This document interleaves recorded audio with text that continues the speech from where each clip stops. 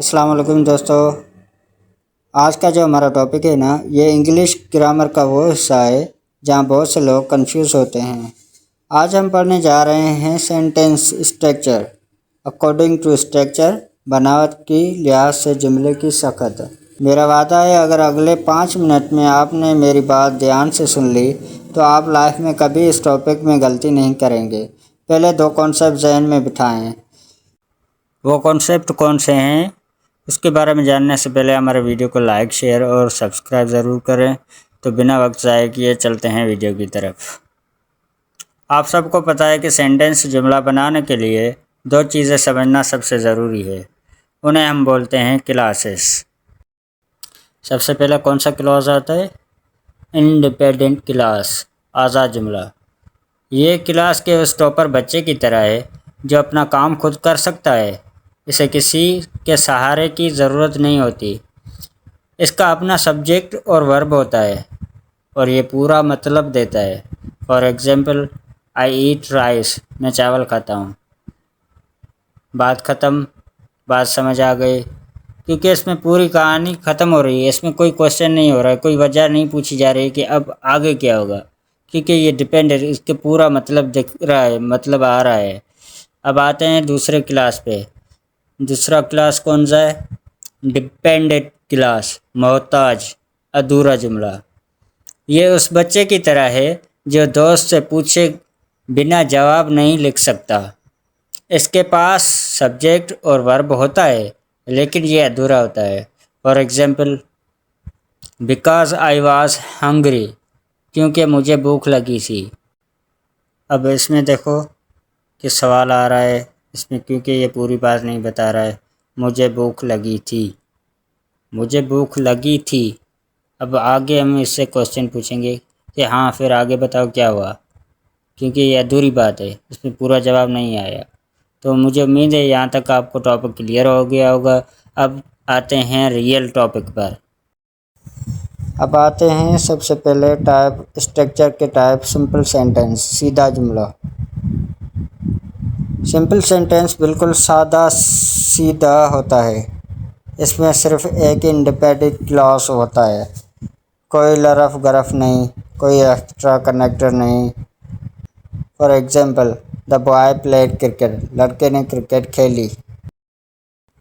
دیکھیے اس میں ایک ہی سبجیکٹ ہے، دا بوائے، اور ایک ہی ورب ہے، پلیڈ۔ ایک ہی بات ہو رہی ہے اور بات پوری طرح سمجھ آ رہی ہے۔ یہ ہو گیا ہمارا سمپل سینٹینس۔ اب آتے ہیں اسٹرکچر کی دوسری ٹائپ کی طرف، مرکب جملہ۔ اب سمجھیے کہ 2 آزاد بچے، 2 انڈیپینڈنٹ کلاس ہیں اور انہیں آس پاس میں دوستی کروانی ہے، تو ہم بیچ میں ایک گلیو لگائیں گے۔ اس گاؤن کو انگلش میں کوآرڈینیٹنگ کنجنکشن بولتے ہیں۔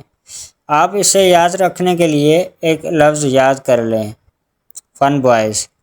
فار ایگزامپل، فار ہو گیا، اینڈ ہو گیا، نور ہو گیا، بٹ ہو گیا، اور یٹ سو، یہ کیا ہے؟ ہمارے کنجنکشن ہے۔ اب ان کو جملے میں استعمال کرتے ہیں انڈیپینڈنٹ کلاس میں۔ فار ایگزامپل، ایک انڈیپینڈنٹ کلاس پلس فن بوائز اور plus independent class. Example, the boy played cricket and he وون دا میچ۔ اینڈ کا کیا ہے؟ ہمارا کنجنکشن ہے، یہ کمپاؤنڈ ہو رہا ہے، 2 جملوں کو آپس میں جوڑ رہا ہے، تو یہ کیا ہو گیا ہمارا کمپاؤنڈ سینٹینس۔ جب بھی 2 جملوں کو آپس میں جوڑے اور ایک ہی معنی بتائے، ایک ہی مطلب بتائے، بات ایک ہی ہو لیکن جملے 2 آپس میں جڑ جائیں تو ایک ہی مطلب دے نا، تو ہم اس کو بولیں گے کمپاؤنڈ سینٹینس۔ اب آتے ہیں تیسرے ٹائپ کی طرف، کمپلیکس سینٹینس، پیچیدہ جملہ۔ اب کلاس میں تھوڑا ٹوسٹ آتا ہے۔ کمپلیکس سینٹینس میں ہم ایک آزاد جملہ انڈیپینڈنٹ اور ایک ادھورا جملہ ڈیپینڈنٹ آپس میں ملاتے ہیں۔ انہیں جوڑنے کے لیے ہم سب کوآرڈینیٹ کنجنکشن کا یوز کرتے ہیں، جیسے because, although، if، when، since، after۔ ایک independent class plus dependent class, یہ اس کا فارمولا ہے۔ The boy played cricket, because he loved the sport. لڑکے نے کرکٹ کھیلی کیونکہ اس کو اس کھیل سے محبت ہے. غور کریں, the boy played cricket, یہ پوری بات ہے. independent ہے because he loved the sport. اگر میں صرف اتنا بولوں کیونکہ اس کو کھیل سے محبت تھی تو یہ ادھوری بات ہے. ڈپینڈنٹ ہے. جب ایک پوری بات اور ایک ادھوری بات مل جائیں تو اس جملے کو ہم بولتے ہیں کمپلیکس سینٹینس. اب چلتے ہیں 4 ٹائپ کی طرف. کمپاؤنڈ کمپلیکس سینٹینس, مخلوط جملہ. یہ ہمارا فائنل اور سب سے بڑا اسٹرکچر ہے. یہ کمپاؤنڈ اور کمپلیکس دونوں کو ملا کر بنتا ہے. اس میں کم سے کم 2 آزاد جملے انڈیپینڈنٹ اور کم سے کم ایک ادھورا جملہ ڈیپینڈنٹ ہوتا ہے. اس کا فارمولا کیا ہے؟ 2 independent class plus 1 or more dependent class. For example, although it was raining, the boy played cricket and he won the match. اگرچہ بارش ہو رہی تھی, لڑکے نے کرکٹ کھیلی اور اس نے میچ جیت لیا. ٹکڑے کر کے سمجھاتا ہوں. although it was raining, یہ کیا ہے؟ یہ ادھورا جملہ ہے, ڈیپینڈنٹ ہے.